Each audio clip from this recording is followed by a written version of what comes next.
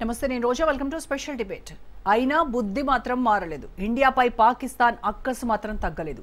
ఈడ్చి కొట్టినా ఆ దేశానికి మాత్రం సిగ్గు రావడం లేదు. ఆపరేషన్ సింధూర్ ద్వారా పీచం అణిచినా ఆ దేశానికి మాత్రం అస్సలు సిగ్గు రావడం లేదు.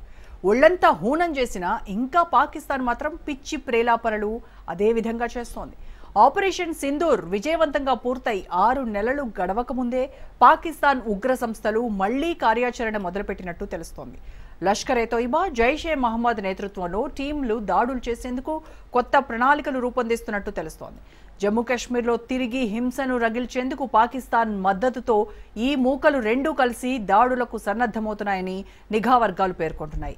సెప్టెంబర్ నుండి ఉగ్రవాద సంస్థలు చొరబాటు, నిఘా, ఆయుధ సరఫరా మార్గాలను పునర్నిర్మిస్తున్నాయి. Pakistan special services group, SSG, inter services intelligence, ISI సహకారంతో లష్కర్, జైషే టీమ్స్ నియంత్రణ రేఖ దాటి భారత భూభాగంలోకి చొరబడ్డాయని నివేదిక చెబుతోంది. షంషేర్ అనే లష్కరే కమాండర్ ఆధ్వర్యంలో డ్రోన్ల ద్వారా వైమానిక నిఘా జరుగుతుండగా ఆత్మాహుతి దాడులు లేదా ఆయుధాలను బాంబులతో జారవిడిచేలా దాడులు చేయాలని చూస్తున్నట్టు నిఘా వర్గాలు హెచ్చరిస్తున్నాయి.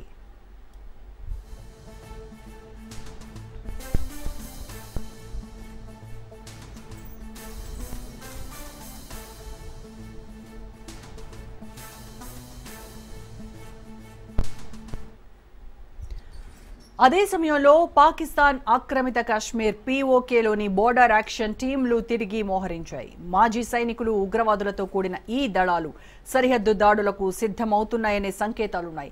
అక్టోబర్లో పీఓకేలో జరిగిన రహస్య సమావేశంలో ఐఎస్ఐ అధికారులు, హిజ్బుల్ ముజాహిదీన్, జమాతే ఇస్లామీ నాయకులు ఇందుకు ప్రణాళిక రూపొందించినట్టు తెలుస్తోంది. ఉగ్ర కమాండర్లుగా గతంలో పనిచేసిన వారికి నెలవారీ స్టైపెండ్లు, ప్రతీకార దాడుల కోసం ప్రత్యేక నిధులు మంజూరు చేసినట్టు నివేదికలు చెబుతున్నాయి. ఉగ్రవాద గ్రూపులు ఇప్పుడు మానవ నిఘా నెట్వర్క్ను పునరుద్ధరించడంపై దృష్టి పెట్టాయి. కశ్మీర్ లోయ అంతటా స్థానిక సానుభూతి పరులను గుర్తించడం, నార్కో టెర్రర్ మార్గాల ద్వారా డబ్బు, ఆయుధాలను తరలించడం వంటి చర్యలు జరుగుతున్నాయి. ఈ మార్గాలు పంజాబ్, రాజస్థాన్ సరిహద్దుల్లో కనిపించిన ఉగ్ర ఆర్థిక నెట్వర్క్లతో పోలికగా ఉన్నాయని నిఘా వర్గాలు అంచనా వేస్తున్నాయి.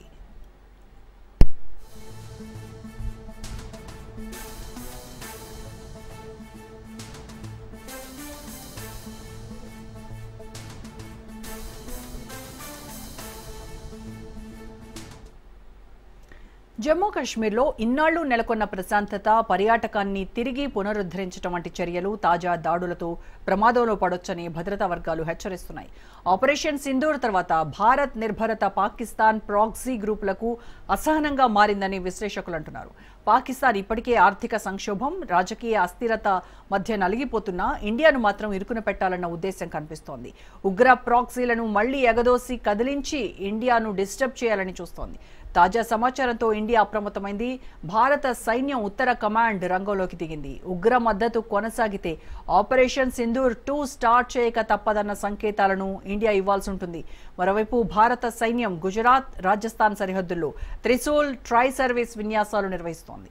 శీతాకాలం సమీపిస్తున్న కొద్దీ చొరబాట్లు తగ్గే కాలమైన పాకిస్తాన్ ప్రేరేపిస్తున్న తాజా దురాక్రమణ జమ్మూ కాశ్మీర్లో మరింత భయానక పరిస్థితులకు దారితీసే ప్రమాదం ఉందని నిపుణులు హెచ్చరిస్తున్నారు.